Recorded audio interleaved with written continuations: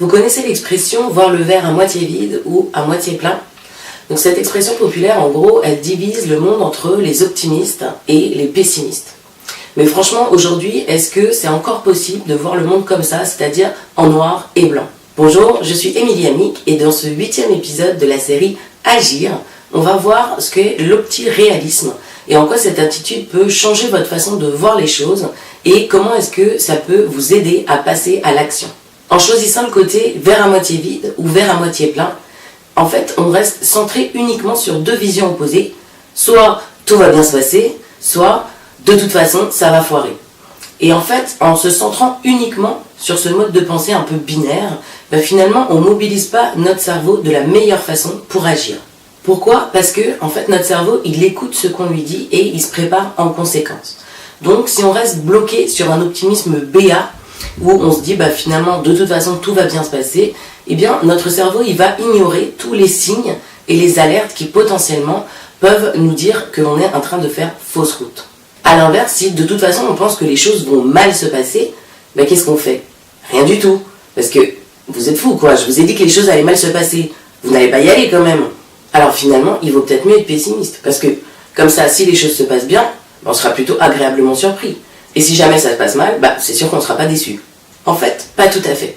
Parce que finalement, le pessimisme, ça pousse à l'immobilisme.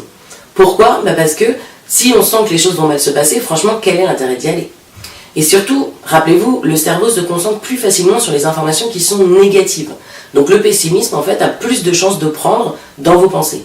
Et comme finalement, le pessimisme, c'est souvent lié soit à l'idée de fatalité, soit à la peur que les choses se passent mal, finalement, on fait rien du tout. Et comme ça, c'est sûr qu'on n'est pas déçu. Alors franchement, pour les optimistes, le constat il n'est pas meilleur.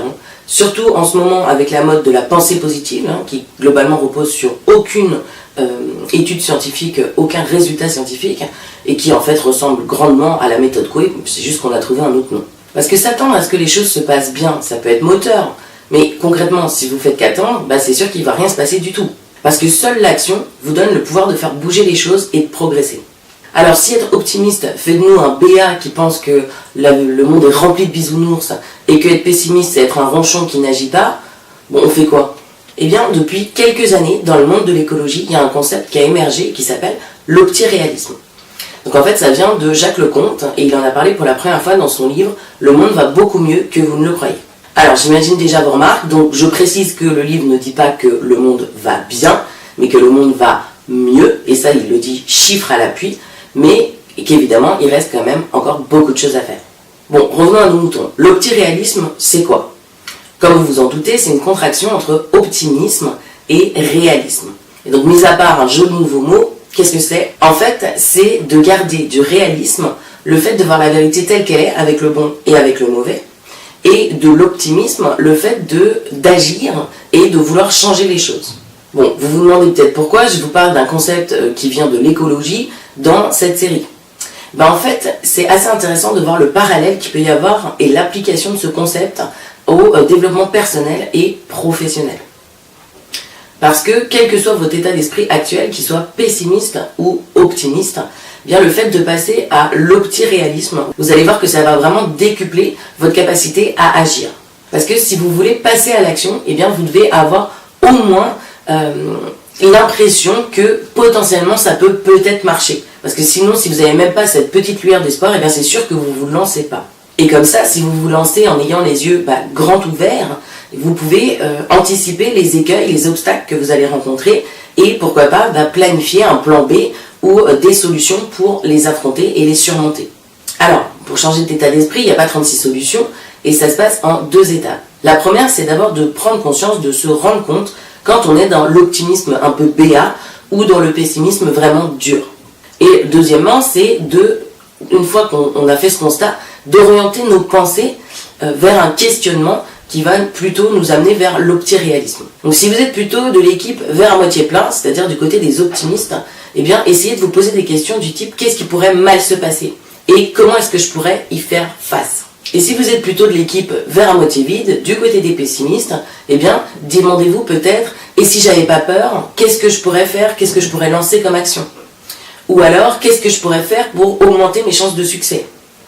Et surtout, essayez de passer à l'action. Donc posez-vous comme question, quel est le premier pas que je peux faire maintenant pour me lancer?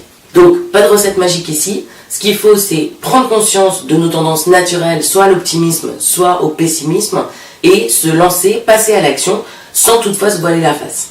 Et une fois que vous serez passé à l'action, vous verrez que la plupart du temps, les choses vont plutôt globalement bien se passer.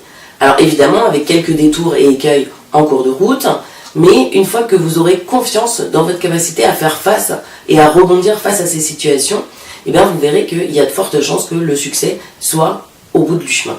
Et rappelez-vous, même si vous n'avez pas de prise sur les événements extérieurs qui surviennent, vous avez en revanche le choix de décider comment vous allez y réagir et de ce que vous allez faire avec ce qui vous arrive de bon ou de mauvais. Donc optez pour l'optiréalisme, et si jamais vous n'avez pas encore défini vos objectifs, vous pouvez télécharger gratuitement la fiche Fixer ses objectifs, dont le lien se trouve dans la description de l'épisode.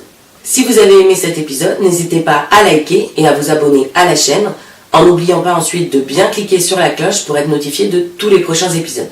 À vous de jouer!